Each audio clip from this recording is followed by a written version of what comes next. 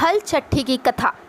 भाद्रपद माह के कृष्ण पक्ष की षष्ठी को यह पर्व भगवान श्री कृष्ण के ज्येष्ठ भ्राता श्री बलराम जी के जन्मोत्सव के रूप में मनाया जाता है। इसी दिन श्री बलराम जी का जन्म हुआ था। हर षष्ठी की व्रत कथा। प्राचीन काल में एक ग्वालिन थी। उसका प्रसव काल अत्यंत निकट था।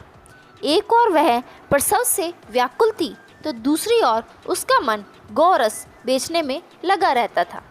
उसने सोचा कि यदि प्रसव हो गया तो गौरस यूं ही पड़ा रह जाएगा। यह सोचकर उसने दूध दही के घड़े सिर पर रखे और बेचने के लिए चल दी। किंतु कुछ दूर पहुंचने पर उसे असहनीय प्रसव पीड़ा हुई। वह एक झरबेरी की ओट में चली गई और वहां एक बच्चे को जन्म दिया। वह बच्चे को वहीं छोड़कर पास के गांव में दूध दही बेचने चली गई। संयोग से उस दिन हल षष्ठी थी। गांव वालों ने उससे पूछा कि ये दूध भैंस का है या गाय का?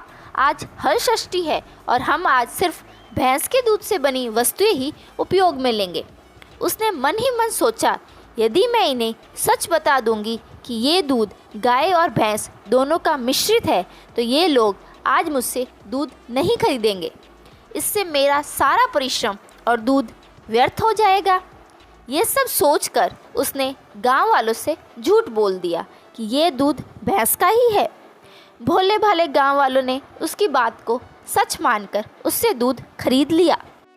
गाय भैंस के मिश्रित दूध को केवल भैंस का दूध बताकर उसने सीधे साधे गांव वालों में बेच दिया। उस ग्वालिन को आभास भी नहीं हुआ कि उसने कितना बड़ा अपराध किया है। उसके इस पाप कृत्य के फलस्वरूप उसने जिस झरबेरी की ओट में अपने नवजात बच्चे को छोड़ा था, उसके पास के खेत में किसान हल चला रहा था। तभी अचानक उसके बैल बेकाबू होकर दौड़े और उनके लगे हल का फल बच्चे के पेट में धंस गया। हल के घुसने से वो बालक वहीं मर गया। बच्चे को मरा देखकर किसान को बहुत दुख हुआ। फिर भी उसने हिम्मत और धैर्य से काम लिया। किसी को पता न चले यही सोचकर उसने उस बच्चे के शरीर के घाव को झरबेरी के कांटों से टाँक दिया और अपने बैलों को लेकर वहाँ से चला गया। जब ग्वालिन दूध बेचकर उस झरबेरी के पास पहुँची तो अपने बच्चे की ऐसी हालत देखकर चीखें मारकर रोने लगी।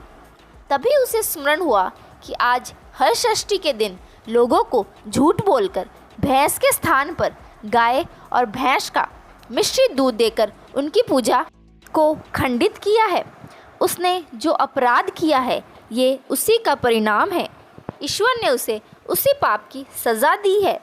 वह सोचने लगी कि यदि मैं झूठ बोलकर गाय का दूध ना बेचा होता और गांव की स्त्रियों का धर्म भ्रष्ट ना किया होता तो मेरे बच्चे की ये दशा ना होती। अतः मुझे लौटकर सब बातें गांव वालों को बताकर प्रायश्चित करना चाहिए।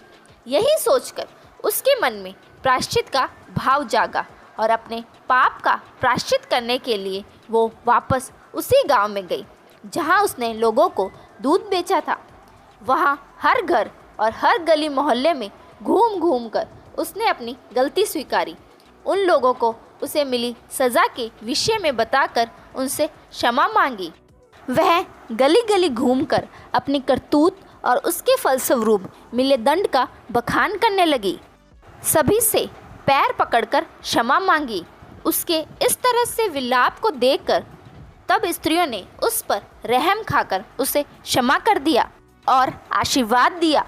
बहुत सी स्त्रियों द्वारा आशीर्वाद लेकर जब वह पुनः झरबेरी के नीचे पहुंची तो ये देखकर आश्चर्यचकित रह गई कि वहां उसका पुत्र जीवित अवस्था में पड़ा है। तभी उसने स्वार्थ के लिए झूठ बोलने को ब्रह्म हत्या के समान समझा और कभी झूठ न बोलने का प्रण कर लिया।